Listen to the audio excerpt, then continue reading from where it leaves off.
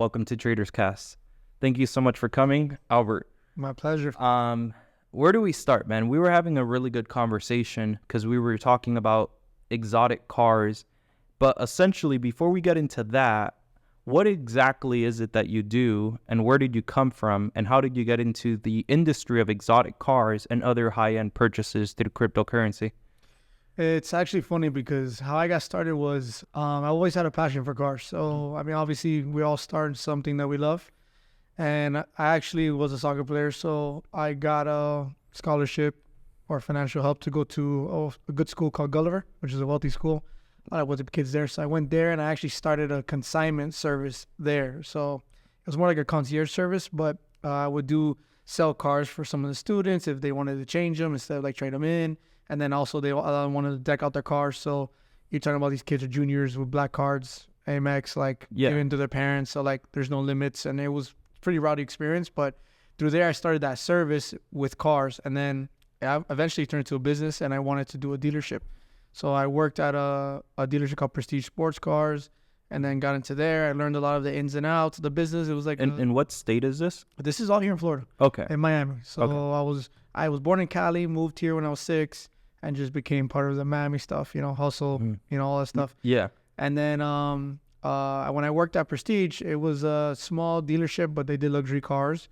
But they focus a lot, like at the parameter of Doral when Doral was first blowing up and stuff like that. So then I learned in and outs, and I actually wanted to stay there. But the guy that was in the position that I wanted, he was old. He had 3 pensions. He's like, bro, I'm going to die here. Like, I'm never going to retire. So I already knew that I already hit my limit. There was no place for me to grow. So then I jumped ship. And then I took a sales position in Velos Design Works, which does a lot of the wheels for like a lot of the guys we know. Yeah. And I worked there for a while. I learned a lot. It was a cool experience with Omar. And then from there, I decided I just want to start my own thing. And then I jumped. I had a service shop. The service shop wasn't my thing. It was a lot of headaches. So I was like, I didn't want to be in that. And then I did sales. And then when I got in sales, I started in about, I think 2019 is when I started. And then I started a company by myself. I had like 6-7 grand that a good friend of mine helped me out with that. And then which I'm sure you're familiar with him. His name's Ryan. He's in the trading world too. And then okay, cool. I know. So we became close friends when I worked at Velos. And then at that time I was like, bro, I'm gonna go do my own thing. And he was like, yo, like he gave me $6K and he's like, yo, like do your thing. Wow. And then so this all started with $6,000 only. Yeah, $6,000. Yeah. Wow. And then yeah, it's crazy because most people think you need a crazy amount to start something significant. Wow. I started my stuff with like nothing. I started on a Telegram group chat. All right. Crazy. But as you were saying? Yeah, no, so then I knew I had the niche, I had the customers for it, and I had the experience, but it's that capital, especially in a dealership, it's capital based, Yeah. So I jumped in there. I had a lot of people supporting me. I started moving, like I call it, I like to move metal. So usually a lot of people focus on dealership as in like, oh, you're just selling cars. But for me, I wanted to be something different. I didn't want to be someone who was limited to inventory, because why do I want to have only what's on my lot when I can sell the whole world to everybody? That's a good way of putting it. Yeah. So I said, how do I make myself special? Is that I'm not selling cars, I'm selling a service. So I became service oriented. And then like that, I fill in the niches and the voids for the people who prefer not to walk in somewhere, wait a couple hours, be haggled, or have all these things that they deal with, rather pick up the phone or a text and is at your door the next couple of days. Kind of like what me and you experienced. So I focused on the service, and then it just grew from there. Years started going, and I started expanding, and I try to keep myself as small as possible, because it's not that I'm against growth, but I think if you're putting yourself in a position that you can enjoy what you're doing, then the best way for me to summarize this is quality over quantity. 100%. Yeah. You got me? Yeah. That's very important, because some people think about only getting as big as possible, but they never manage the quality of the quantity that they're getting. Yeah. And something that I have experienced is that through quantity you'll find quality, right? And then after a certain point, you could eliminate the quantity and just stick to the quality. Basically, for everyone that's watching, the service that you did for me is very simplistic. I'm involved in the Forex market, as you guys know, and I have a lot of crypto. I did not want to withdraw the crypto to my bank account because then the government's going to ask, well, where did that money come from? And then you have to pay taxes on that money, depending if it's I believe, I forgot the name of it. Fast investment gain, not fast investment gain, but it's some words like that. If it's fast investment gain, it's about 40%. If it's slow investment gain, or long-term investment gain, it's 20%. Depending on how quickly you made your money, you get put into a certain tax bracket, right? If you made it within 12 months, 40% automatically. If you made it after 12 months in one day, 20% automatically. And they could easily detect that through whatever platform you're doing it through, because that platform, in order to have you as clients, has to send SEC and other big organizations your paperwork and when you withdrew the money, when it got sent there. So they'll find out, you get me? So I wanted to avoid doing all of that stuff, all of that headache. And that's where I called Brad, the old man. I'm like, hey man, how did you get your car? Brad is a mentor of mine. He has a Lamborghini, twin turbo Lamborghini Huracan. And he told me how easy your experience was. And then I'm like, damn, sending someone $400K, that's kind of scary. You get me? Because, you know, I'm well off financially, but sending $400K to anyone's scary. You get me? That's a whole investment for a property. It's an investment for a lot of things. So I got in contact with you, and the process was so seamless and so easy. For about a week, we looked for a Lamborghini Perf. We wanted the Huracan Perf because it was all-wheel drive, ready to go, just cookie cutter stuff. We build the transmission, build the engine, and then slap twin turbos on it. But then something in my mind was like, I don't want the Perf because 8 months from now, I'm going to be more financially successful. I want the STO. Yeah. But the STO wasn't all-wheel drive. You have to convert it to all-wheel drive. That's an extra $50K on top of the car for those parts. And I'm like, should I go with the Perf and save money, or should I go with the STO? And then I'm like, you know what? 6 months from now, I'm going to regret saving the money. I'd rather just go with what I want. And that's something a lot of people don't do in the car world. They look for the cheapest trim. They look for the cheapest car. They look for the car with the highest miles, and then they regret it ultimately. But I went with the STO. We got one from Utah with like 800 miles, and we got it for $370, which, you know, try to go and find an STO for $370 right now. It's kind of impossible unless it has 10,000 plus miles. And the process, guys, was so seamless. I send you the Bitcoin or the USDT. You bought the car. You transferred the car over to me. And then a week later, we met up. You had me sign all the paperwork, and that's it. And I got the car in like 2 days. What I did was actually I flew to Utah, checked out the car with Tommy. We liked the car, and then within a day, everything was done. And that's basically the service that he provided in a very simplistic story. It's so easy. And you've also provided this service for other top people in the industry, like Q Banks. Why don't you tell me about that story with him and a few of his cars? Yeah, so with Q, I mean, he's always been a great advocate and a great supporter. He's always helped me out. And so I met him through Ryan. Okay. And when we all had BMWs. So I had an M4. It was all decked out. They had just got their M3s. Yeah. And Q had his M3. And then he wasn't yet somebody I was really close to until later. And so when I got his first car, the first car I actually got him was... I think it was the Pista? I think it was the Pista. You told me about this. I think there was a car before that. But the Pista was a crazy deal because it was crypto.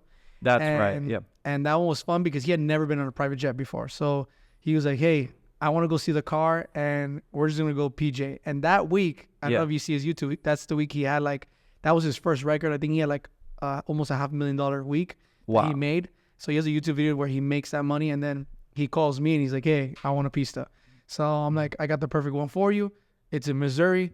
It's off market. It's fully loaded MSRP, under great price. Let's go get it. So we make arrangements. I get the car collector guy who has the car. We set it up. We fly to Missouri, and we go on a PJ, and then we land there. We see the car. We pay a deposit. We come back, which he already has sent me the crypto, and then I paid the car once we got back from the flight, and then I had the car here, and that was a cool experience because, you know, PJ, that's fucking PJ, nice. Yeah. When we got mines, I was in California, so I flew in Delta, flew first class. It was like an hour to Utah, but Tommy, he flew first class from Miami all the way to Utah, And he's like, bro, this is nice. I had people bring me meals. I had hot towels. I had unlimited drinks. He's like, I don't want to fly economy. No more. Yeah, he's like, I never want to fly economy. So then I'm like, damn, if it's that good on first class, which I've always flown first class, I'm in the mindset now where I never want to be in the back of the plane. I want to be in front. It's something that happened to my paradigm. Once you experience something good, you don't want to go back. And that's what has kept me so consistent with what I do. I remember where I came from, remember my roots, and I'm like, I don't want to go back. Fuck that. You get me? I like where I'm at today, and I like where I'm going tomorrow. So with that being said, I'm like, if first class is that nice, I imagine a private jet. I've never been in one, right? But every time I see people on Instagram posting it, I'm like, damn, that's fucking nice. Yeah. Because you could do whatever. You could stand up, fucking do fucking suicides across the jet. Like, you know, I think it's a really cool thing. And that's something I'm going to experience this year. I'm going to go somewhere and take a private jet somewhere to experience it. With that, you guys got the Pista, right? From there, does he get another car immediately, or what's the process there? Yeah, I mean, we're always going out with some of the dailies that he has. So we're always like getting out G-Wagons, Escalades. I'll sell some cars. A lot of times he likes to gift people cars that are close to him or his family. So that's cool. Yeah, so we got him like a couple of cars. We helped him get a car for his mom, a car for his girl, and a car for his sister. Yeah. I got his car for his brother. Nice. So he's actually given a lot of cars, and I've been a part of that. Obviously, that's not as promoted as like the supercars. That's what matters. You get me? Shout out to Q Banks. You know, he doesn't post that. Yeah. But the fact that he's doing that, like, that's, to me, that's what says it all. You get me? Because people post what they do, but they, you know, most people post what they do and they expect some type of attention from it. Correct. One of my biggest things that I did last year was get my mom a new car. She would drive this piece of shit 2004 Ford Explorer. I took that all through high school, fucked it up. I would go drifting in that. I put it through an alleyway. Like, I did a bunch of shit. So this car, the AC doesn't even work. My mom's not a materialistic person. She's a Hispanic. She's like, the car's to get me from A to B. You got me? AC, you roll the window down. That's the AC. So I got her a 2023 GLE A250. Yeah. And the car was $45K because it had 600 miles, brand new. The previous owner never drove it because in the Carfax, he got it in 2022, October of 2022. And then I got her the car in September. So I'm like, in basically 11 months, you only drove the car 800 miles. You haven't driven it at all. Oh, yeah. So when I got her the car, bro, she wouldn't even accept it. She's like, I don't want that. I'm good with my little piece of junk. Humble. But now she loves it. You got me? And it's like one of those things that I never posted because I don't care about other people's opinion on it, or I don't care about getting that type of attention.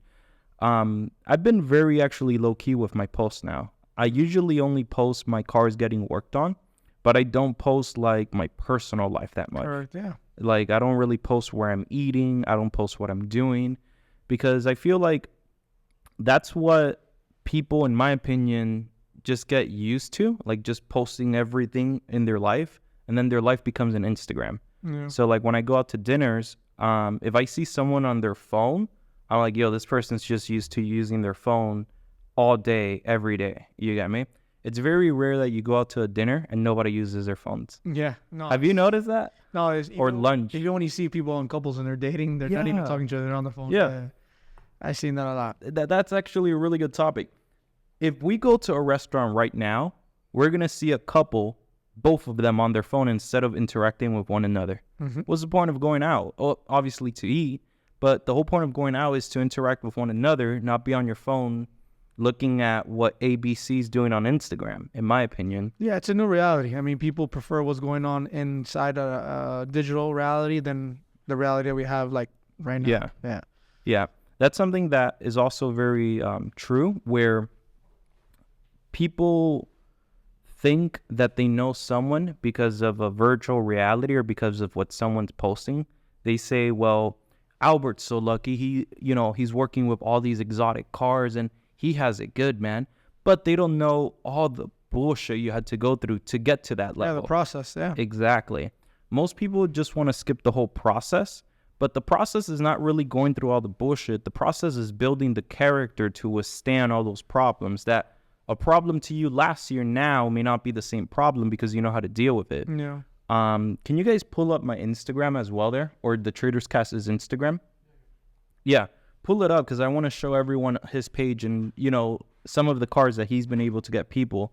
You mentioned to me you just got your biggest customer ever. If you don't mind telling, you know, the community, not where he's from or anything like that, but exactly how many cars did he order and which were the cars? Yeah, so I got connected with a billionaire. So it was pretty funny because, you know, not often do you get to meet real billionaires. Real. Know? So that's the word, real. Yeah, real billionaires. So it was actually pretty cool. It was funny because the referral actually came from the least place I ever thought, you know. Yeah. Somewhere in Kendall. So, you know, and I'm from Kendall, so I'm not hating on Kendall. But it was crazy. I got introduced by Connect. I was referred for my services based on what I do for my reputation. And then they introduced me to this billionaire. And he reached out. And you can tell when someone's a billionaire. They talk completely different. The way they're efficient. Does he with laugh their time. different? Like a money laugh? Like a money laugh? No, he's actually the money laugh. No, Make an impersonation of the money No, laugh. I can't do the money laugh, bro. But you know what I'm saying? Is that How does a billionaire laugh? No, they're just in the way that they talk. There's no hello. There's no goodbye. Like billionaires are so efficient with their time. Ciao. No, it's nothing. Ciao. It's just, all right, Albert. This is what I wanted to do. Cool. Yeah. Okay. I'll see you tomorrow. Click. And there's no time wasted. It's almost like everything is about efficiency. And most of the time you don't even talk. You just listen. You know. So I met him. He's a nice guy. He's foreign.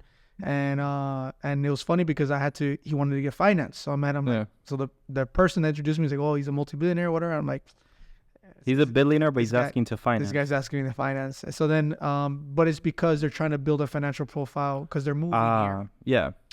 So obviously I need the credentials. So I'm like, hey, I need, you know, you have an international bank. I need a notarized letter from the bank overseas proving that he has this money that you're telling me he has. Yeah. So she sends me a letter. He's like, look, there's just one bank account, and one bank account like a $250 million.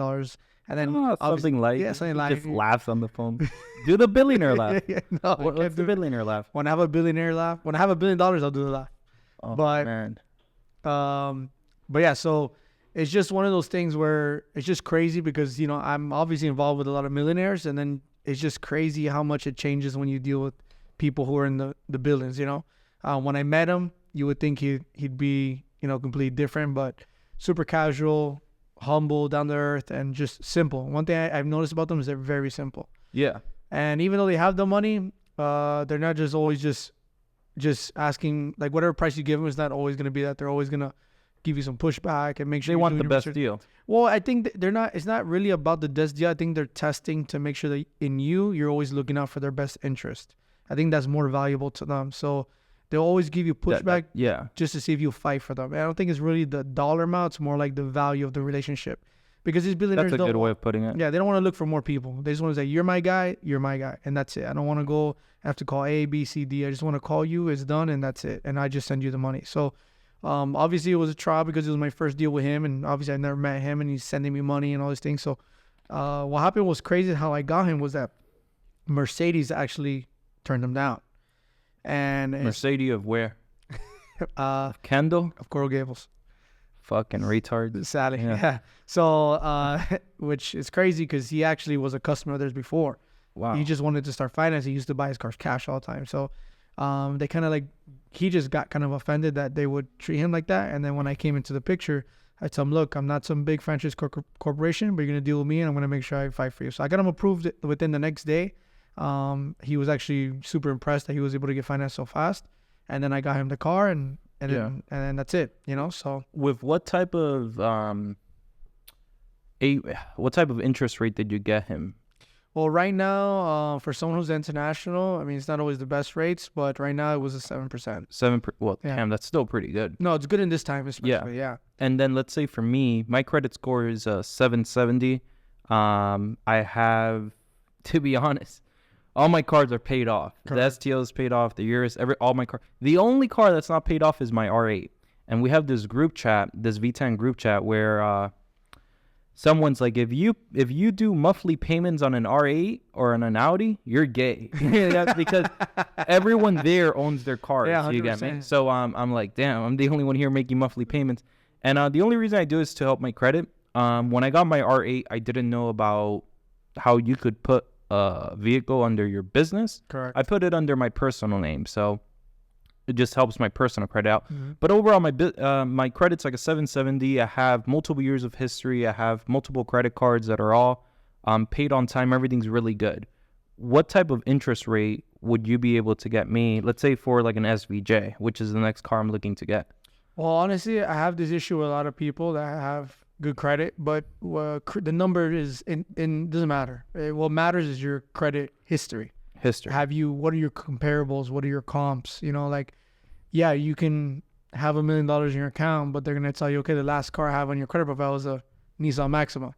Makes sense. So the banks do two things. They cap you, which in other words, they say, hey, okay, we see you have the funds, we see you have the money, but you've never been trusted with anything at this magnitude. So makes sense. For us to trust you, your last car is $30K, we're going to give you $100. You want anything more than that, you got to cough it up yourself. Makes sense. So that's usually one option. They cap you.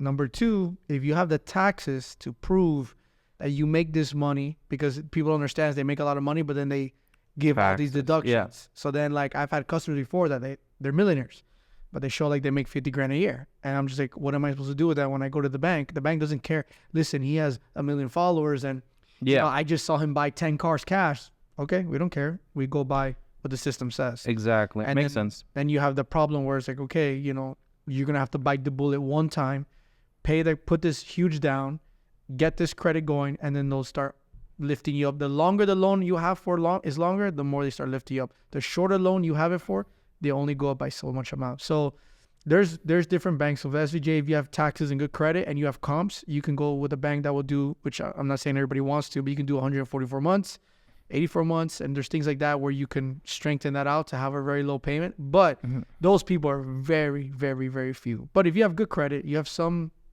history, I mean, if you can probably be anywhere from the 5s right now.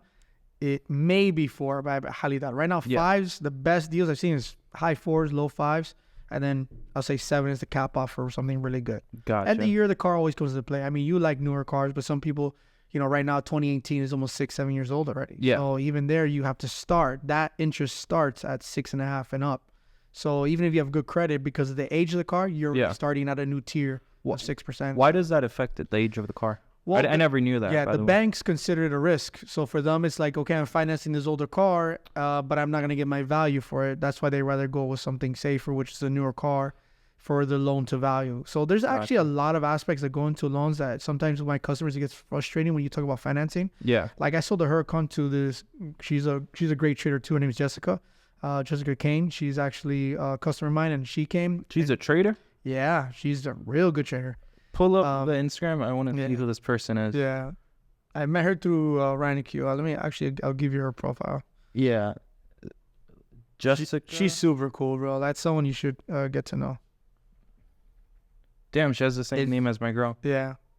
Oh, okay. Yeah. So I saw her at the FX Summit. Correct. So she was there as well. Okay. Let me see her Instagram so I can pull her up. It's Jessica Kane. Cool. So it's just right here. All right, awesome. Chris, can you share the Instagram?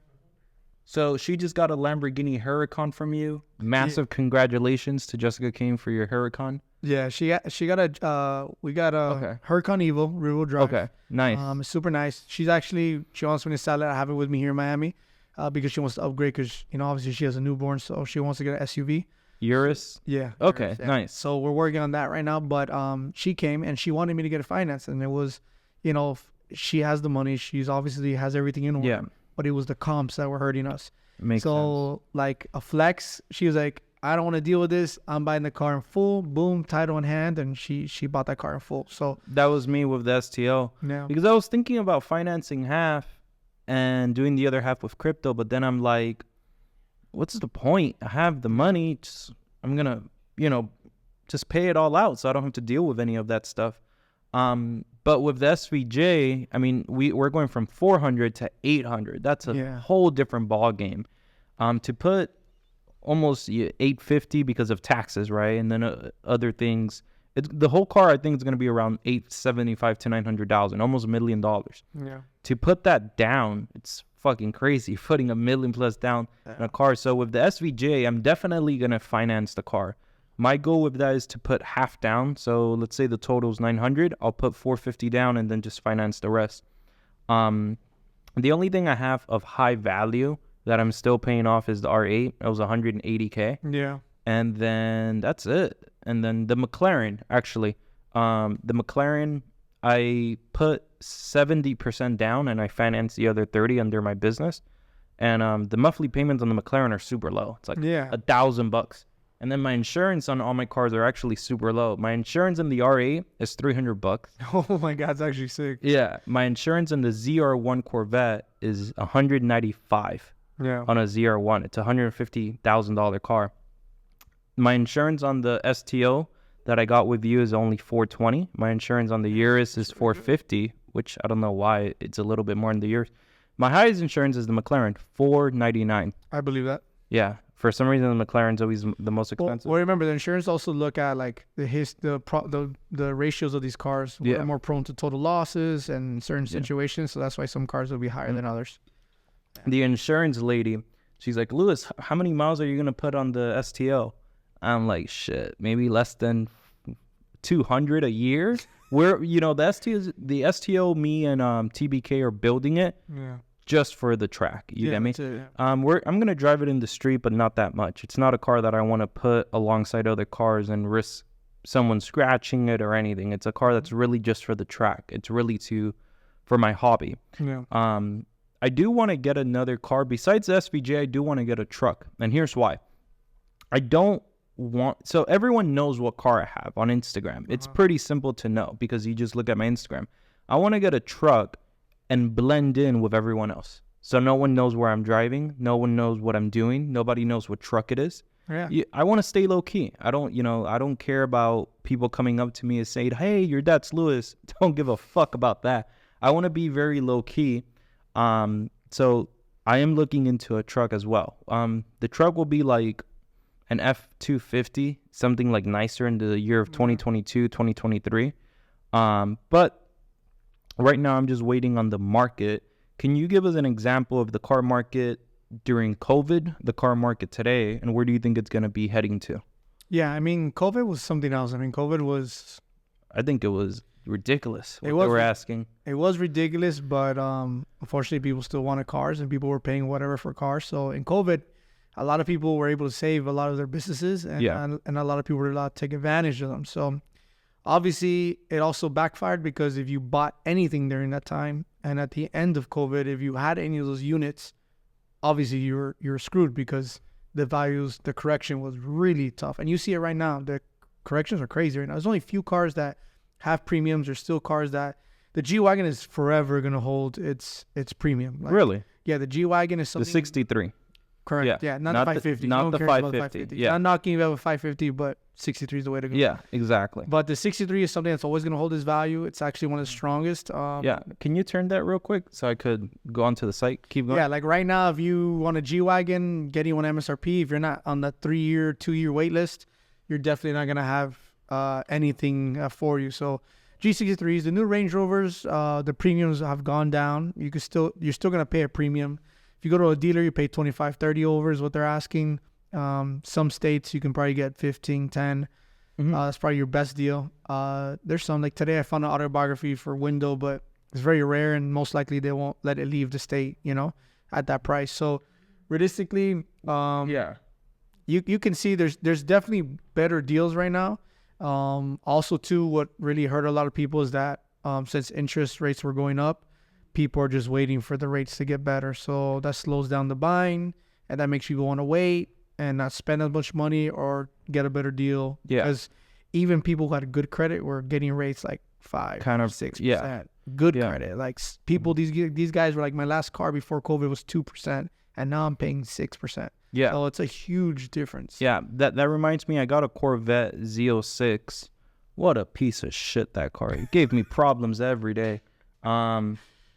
Essentially, yeah, I got the Corvette, but I got it for such a good price that even though it was like COVID, it's too good to pass up. The guy was selling it, and I got it for $72,000, and then the interest rate that I got on it was actually 6%, which was crazy to me because the interest rate on my R8 is 3.5.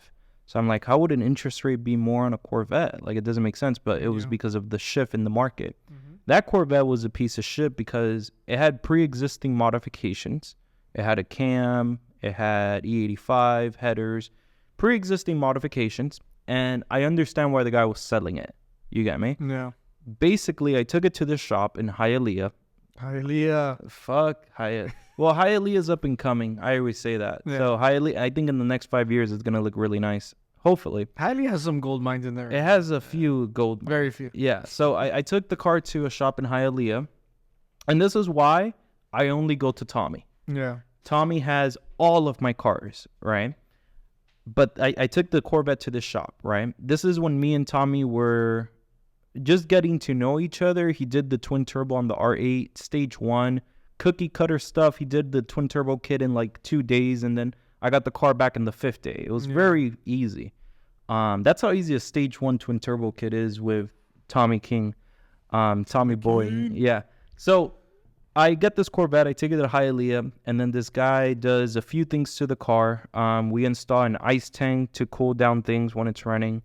And then Tommy is the type of person that he doesn't let the car leave. He doesn't let you take your own car until it's perfect. Yeah. Because he's like, what happens if I don't check the alignment and you go and race? And if the alignment's not correct in the car will pull one way because of the horsepower. Yeah. So Tommy's the type of person that takes it very personal with the car. So he wouldn't let you go and take the car unless it's perfect. This shop, right? Bro, I took the car, the X pipe, which is the middle of the exhaust, is squealing. It's like, I'm like, what the fuck is this shit? So then I take the car the next day back to them. He's like, oh yeah, it's the X pipe. My bad. I'll tighten it up. I'm like, you didn't test drive the car before you gave it to me? So then that same day, we fixed the X pipe thing. I go and race the car. So this guy's calling me out. He has a white Camaro, pretty fast car. You're racing in Mexico, right? Yeah, in Mexico. Okay. We took a trip down to Mexico. He has a ZL1 Camaro, and bro, me and this guy, we have like serious beef. We're betting, we're like, bro, it's getting hot. It's funny because now me and the guy are so cool with each other. He's actually getting more involved into the crypto. He's very, very wealthy, him and his family. You get me? But at the time, oh man, me and him were like cats and dog. Every day I'll be talking shit. You get me? I'm like, you're so wealthy, but you have a ZL1. Like, why don't you have a nicer car? You get me? I would just talk a bunch of shit. So then we finally agreed to race. We're racing for 5K. Before a race, I always test a car to make sure everything's good. Because if something's not good, then I don't race. Yeah. It's pretty common sense, but most people don't do that. So I go and I test the car, and this is what I do. I have another guy who's a friend of mine race with him to see how they compare. Oh my God. Right? Guinea pig. Yeah, guinea pig, right? But the guy in the white Camaro doesn't know anything, right? So they race, and then the guy's like, oh, he beat me by half a car, right? So I'm like, okay, well, me and you are going to race. And if I beat you by half a car or more, I'm racing, right? So then me and him race. Bro, when my car got up to 140 miles, engine light came on, low oil pressure.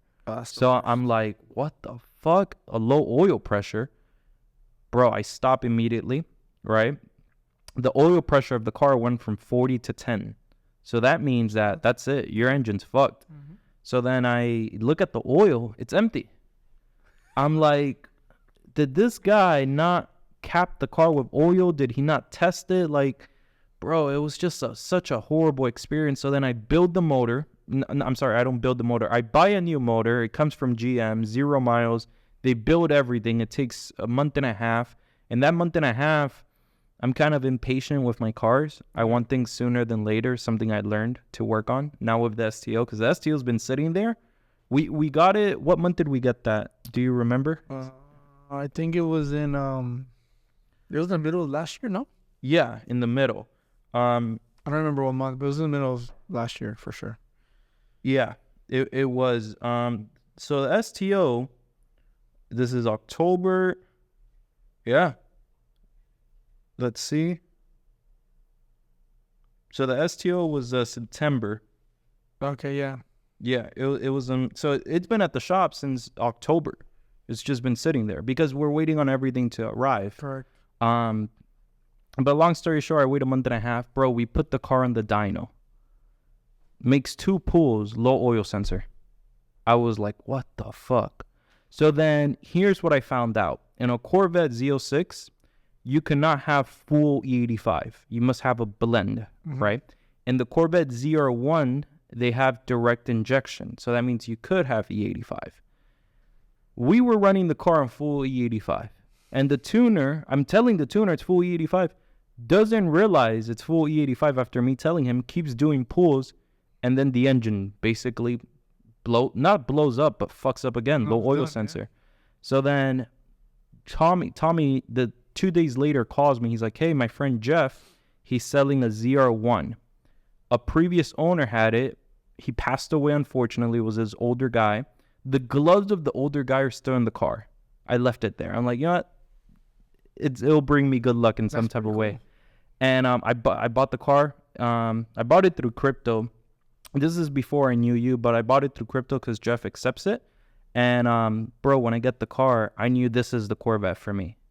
Something that, to me, is so impactful about the Corvette is, even though it's not in a Lambo or anything crazy, is that when I first got to 6 figures, it was my first quote-unquote supercar. Yeah. And I had one, loved it, never gave me an issue. Sold it to buy a BMW because I wanted more room so I could hang out with my friends more, and then I regretted it. I'm like, I'm an Uber.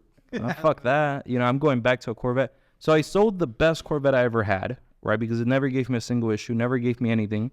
Bought the BMW, then the R8, then the Corvette again, and then that second Corvette, a shit ton of issues. And now I have this new one that has not given me any issues so far. I love the new one that I have. Yeah. We just wrapped it. We are putting a build motor, build trans, build everything on that car. Nitrous. Every car's built. Every car is built. I build all my cars because I enjoy them. Yeah. You got me? I don't like driving a stock car. To me, it's boring because, you know, I have the Lamborghini. It's going to make 2,500 horsepower. I have the R8, which I passed down to Jess, but that was making 1,400 depending on which map. So once you drive a car that makes 1,400 horsepower, anything backwards sucks. So, like, Tommy's like, bro, you're going to hate the SVJ. And I'm like, no, I'm not. I'm going to love it. And then he's like, nah, you're going to hate it because it's so slow. And then I'm like, but the sound, it sounds incredible. When I was coming back, let me see if I find the video. I think this is in October. Me and Q raced. He's in the SVJ. I'm in the R8, right? And we race, and it was bad. Like, I was on the lowest map, like 1,000 horsepower, and it was really bad. But his car sounded so nice. I let him pass me just to hear it. It was a really funny experience. I'm gonna look for the video, but bro, the sound on the SVJ, in my opinion, is the best sounding car. I don't think any other car could compete with it. Sounds so good. When we gave him that car, things sound so good. Especially when he did the exhaust and he did the upgrades on it. It sounded really good. Yeah. Yeah. How much did he get that car for, if you don't mind saying? So he has a special edition. Yeah, there's 2 cars that came with a little bit of a premium. So was the SVJ 63 and Largo 812. That's the Ferrari? Yeah, it's the blue one. That car was not for sale, and he really wanted it. So here it is. Oh, you have it? Let me see. Yeah. So this is the beginning of the video. Look.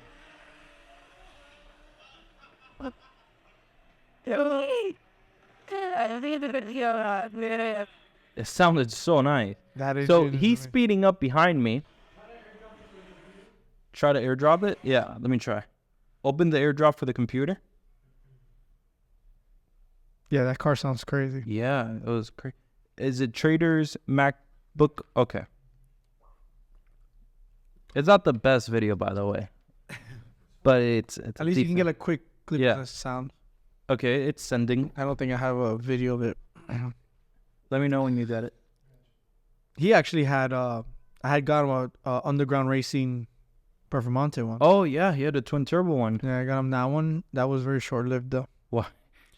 I You don't blew know. something? No, the car was fine. The car ran perfect. I just think it was something that. What happened was, the truth is that right when I got on that car, the Enlargo showed up, and he loves the Enlargo, and it was like an unfair moment. It was like two cars at once, and one had to be put aside. So Yeah. he stuck with the Enlargo.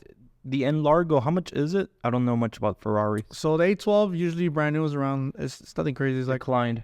I don't know why. Oh well, whatever. As you were saying. yeah, the Enlargos is, you can get them anywhere from 3 to 4s. And Yeah. but the problem is that what he has is that Novitec Enlargo kit. So there's only 18 in the world. So every model that Novitec is willing to do Enlargo, they only make 18. Wow. There's some that have a little less, like 12 or whatever, but they do it in the F12. They did it in the A12, the A12 GTS. I think Novitec did one for the 720 as well. But they only do like 18 tops. So Wow. his car, you can't. Stupid rare. Yeah, and you can't buy the kit after. Like, you can't be like, I want the kit. Like, they make 18, it's done, and that's it. You can't do anything. So, what happens if someone rear ends him? He's fucked. I mean, it's gonna be a process. Like, he's gonna have to That's gonna be a long process. Yeah, and as long as it's an official real Novitec, they'll obviously supply, but he'll have to price on it. Oh, it's Novitec, or have someone repair it in the best ways they can. So Yeah. it's one of those things that. Yeah, that's where I don't want to get myself into a car that's so limited because parts are it's hard enough to find already. I ordered headers for my Corvette November 3rd, and I got them yesterday. 3 months. And this is American Racing Headers. It's one of the biggest companies. I call the guy, and the guy, I feel so bad for him because he's talking to me in the kindest way possible. And I'm talking really nice back, right? But inside, I just felt like saying, bro, it's been 3 months. Fuck you and your company, bro. Like, you know what it is to wait 3 months for an exhaust? You got me. I understand a turbo kit, but an exhaust? Like, it got to a point where I told Tommy, I'm like, you could custom make a twin turbo. Why didn't you just custom made me headers at this point? Name them TBK headers. Yeah, whatever. But yeah, so with that being said, getting into a car that's such a specific trim, like that Enlargo, bro, that would be scary because anything, you get me? Yeah, you can't just do it, just take it anywhere and get it done. Yeah. It's like my RWB. I'm terrified of taking it out in the street. Like, Your Porsche. yeah. Yo, so that Porsche, so I'm not a fan of Porsche. Yeah. I'm just going to be honest, right? The only Porsche I like is the 918. Okay. Yeah. I think it's an amazing car. It's beautiful. They raced it against a Bugatti, P1, and what was the other car? Bugatti, LaFerrari? The LaFerrari. Have you seen the video The where the Holy Trinity? 918 won? Yeah. Yeah, so they raced in this road course in the 918 won, and then I think in second place was some other car. That's Salamandre, I think, or I might be butchering his name, but the YouTube video where he got like all these guys and each one raced one. He got all these like crazy multi-millionaire billionaires, and they let professionals drive their cars for them, so it could be as close as possible. And the 918 won. I mean, the technology in 2015 for that car was way ahead of its time. Crazy, in my opinion. you think it's a 2015 car? Yeah, the car looks to me like a 2025 car. Mm-hmm. But ultimately, I sent a picture of your car to Tommy, and Tommy's like, "What the fuck?" He's like, "Bro, you don't have no idea how rare that body kit is." Like, he's like, I forgot the name of the individual. Nakai-san. Nakai-san, right there. He's like, he custom makes everything. He flies to you and he designs it all and builds it all. Yeah, and he doesn't even do it for the money. No. Right? He's like, you could offer him everything in the world, right? He follows a schedule. He follows his own passion. You get me? So your Porsche is very rare. Do you have a picture of it on your Instagram? You can go to Mr. War, which is the car page that I made for it. Okay. Let me go here. I'm gonna get a bigger. Yeah, thank you for that. I'm going to get a bigger thing here so it's easier to look up.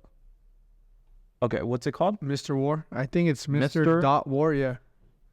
Dot War. Oh, that's an interesting. It's because my last name's Guerra, so in English is war. Guerra in Spanish means war. Yo, share the screen here. Let me know when you're sharing it. Yeah, so this is the Porsche, guys. This is one of the rarest body kits for Porsche in the world. And then I really like the color. But ultimately, man, when I saw you driving a Porsche, I'm like, what is this? Porsche. It's the thing is, like, for me personally, like And Porsche holds value. 100%. Yeah. All the Porsches. Anti-loss. Yeah. No, they're really good at holding value. That car obviously appreciated just with Nakai flying from Japan to come do it. How much did you buy it for, and how much can you sell it for? Some of them you can give or take. I mean, I've seen people sell them for about 260. It's pretty fair, 260 to 270. But I've also seen people sell them for 300. You know, I had a guy in the street that you could tell he had a lot of money. He pulled up in a Rolls Royce. It was How much did he offer you? He offered me 350, and at that time, I just got the car, so I really didn't want to sell it. I mean, I told him, you know, here I gave him my contact. I said, look, if you're serious, let me know, and I'll think about it. But you know, I would sell it for that. I would have sold it for 350, but it was so soon. I should have sold it because my engine took a dump. So right now, have you ever seen that funny meme of Kurt Angle? It's a funny ass meme of Kurt Angle. He's just like, look, let me show you the picture. Let me pull it up on my phone. Kurt, actually, here, go on Google here and flip the camera. This is my reaction when you told me you didn't sell it. I'm gonna show you my reaction right now. Kurt Angle. He's a. There you go. Oh, this is my face right now. When you could have sold it for 350. But because it was too soon to let go, you didn't. That's my reaction. Look at this. Oh, man, what the fuck is this? No, you're mean. I just want the picture here. Videos. No, images. Go to images here. All right. Look, this is my face. This is my face. Yeah, you could have sold that car for 350. Well, I think over time it's going to continue to increase. Yeah, I mean, look, I want to kind of live as long and build as many cars as he can, but unfortunately, there will come that time that, you know, that we all sell it. encounter. It'll be value once he passes away, and the value will be greater. But how old is he? I think he's in his late 50s. He has a lot of time still. Oh, yeah. He has a lot. I mean, it's up to him. If he decides to retire sooner, I mean, whatever. So whenever he retires or that time comes. Yeah, but someone like that, bro, you think he's going to retire? No, that guy doesn't care. Bro. That guy wants to work. He wants to work. Yeah, he's like, you know, our Hispanic parents, they want to work forever. Yeah. I retired my mom this year. And she still works. She still comes to my place and she finds things to do. You get me? There's some people who never retire. Like when you think about that, I think about President Trump. He's so old, still working so hard. And then I think a lot about billionaires. You get me? Yeah. The guy, or like I think about the car dealer guy that you told me about that was above you, where he had 3 pensions. Yeah. He's good to retire. No, he could retire. Right? But he enjoys what he does. Mm-hmm. That's where people ask me, Lewis, when are you going to retire? And I'm like, never. There is a high statistic, right, that when people retire at 65, they typically die by 70. That's crazy. I didn't know that. Because they have nothing to do. Yeah. There's no more meaning. And like, if right now, let's say that you are a multi-billionaire, right? And you don't have to work. The money just comes in. After a year, you're going to be so bored. Yeah. Because you're going to experience all the private jets, all the yachts, all the cars. What is there? There's nothing for you to explore. There's nothing for you to do. You could help everyone in the world, right? But then you're just going to be bored. Yeah. I think about it like the cars. Like when I first got the STO, I didn't really care about the STO because it doesn't have any twin turbos or anything. But I think about my R8. When I first got my R8, bro, it was crazy. I'm like, I accomplished this. Yeah. Now, when I look at my R8, I'm like, nice. You got me? Because you just get used to things and you don't, not that you don't value them the same, but you're accustomed to that way of life. So most people from 65 to 70 that retire at 65 typically die, unfortunately. Yeah. People who at 65 continue to work till they're 70, they typically live longer because they continue their passion. You get me? Most people that work past 70, a lot of them are in New York. Wall Street guys. Older guys. That makes sense. Have you ever seen those pictures in the NASDAQ or the US 30 guys? Some old ass people. Yeah, they're like, what the fuck? They think the market is gonna crash. Yeah. But it's typically like that. Which is crazy to me. So when people ask me, hey, when are you gonna retire? I say, I don't think I'm ever gonna retire because I really enjoy what I do. Correct. Yeah, which is important. Yeah, and that's where in today's world, I tell people, go and enjoy what you do. Because let's say you have a job, and let's say that you're a single mother, you're a single father, whatever your situation is, everyone has a different one. What's the worst that could happen if you follow your dreams, or if you try to do something that you really enjoy? Like, I see so many people that have so much potential to be gamers. You get me? Gaming is one of the biggest industries right now. Crazy, right? It's crazy. Like, who would have thought that you playing Call of Duty and streaming will make you a multimillionaire? You get me? FaZe is a huge clan in Call of Duty. It has an evaluation of over $150 million to own the name FaZe. And all it is a bunch of fucking nerds playing Call of Duty. And the evaluation is crazy. And they have all these other clans, and the evaluation on these clans is ridiculous. And the gaming industry, I think in the next 5 years, when it becomes even more virtual, is going to get even crazier. I believe that. I think I think what they're creating for the gaming reality is nuts. They're advancing it to the point where I really think people are going to prefer digital reality than reality. 100%. People already prefer it. Yeah. Like, a good example of that is, it's going to be an interesting topic, but there is a conversation where men nowadays prefer to jerk off rather than to go on a date and actually smash a girl. That's crazy. So that's like basically people preferring virtual reality, a video game, over doing it in real life. Yeah. Because how many people play GTA? A lot of people. I live GTA. Your clients live GTA. Yeah. You could go out and live it. You just need to find something that's going to give you the options to do it, in my opinion. And not everything has to be GTA, but some areas in your life could be GTA. For me, the areas in my life that are GTA is just mainly the cars. You get me? Everything else to me is like, I'm very grateful for it, but I try to keep it as humble as possible. I used to go out 6 days a week. Now I stay in 6 days a week. Yeah. When I mean go out, I meant like I would go out for breakfast, lunch, dinner. Now I try to cook all my meals.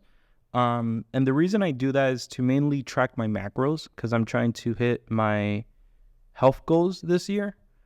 Tried to last year, but bro, it's fucking hard. It's hard, especially when you go out to eat out here. Yeah, it's everything here is made with grease and oil, and even if you ask for them to cook it a certain way, you never know. You never know. So it's really hard to track stuff. So that's why I know if I'm doing it at home, I can track everything. Correct, yeah. Yeah. If you don't mind me asking, in 2023, right, because the whole point of Traders Cast is I want to bring in people here, and 12 months from now, I want to bring them in again, and I want to ask them, how have they evolved? What in their life changed? You get me? In 2023, if you don't mind me asking, how much did your company produce in revenue, and what are you looking to produce in 2024? I think in 2023, we did about 18 million. 15 to 18 million. Yeah, nothing crazy. I mean, that's pretty crazy. Yeah, I'm just saying it's a very heavy capital. Yeah. So it could do a lot more, but you're limited because of the capital demands. So my industry is a little different because you need a lot of capital just to make something happen. But my desire would be in 12 months would definitely be to hit like a lot more than that. Maybe hit around 60 mil. 60 million. Yeah. So I'm doing that, trying to focus more on hitting the higher tier of network. Through quality. Yeah. Yeah. You know? So with that being said, right now, last year, 15 to 18, in 2025, January, 60 million. I think is absolutely accomplishable. Yeah. Because this is January of 2024, and you just got your first billionaire client. Correct. You get me? That client has other billionaire friends or multi-millionaire friends. And the thing that you told me that really I liked was he was looking for a deal, not because he's cheap, but to see what type of character I have. Correct. To see if just because he's a billionaire, I'm going to try to make a quick buck. And you saying, you know, I'm still trying to find you the best deal. Bro, when that guy just makes you his only guy, the network that you get exposed to, it's all quality. There's no more quantity there. It's all quality. So I feel like in these next 12 months, you are going to very easily accomplish that. And you may think, damn, he's saying easily, but I'm thinking you're very easily going to accomplish that. I appreciate that, man. With that being said, man, thank you so much for coming onto the podcast. Hey, appreciate you. Man. It was good. For sure.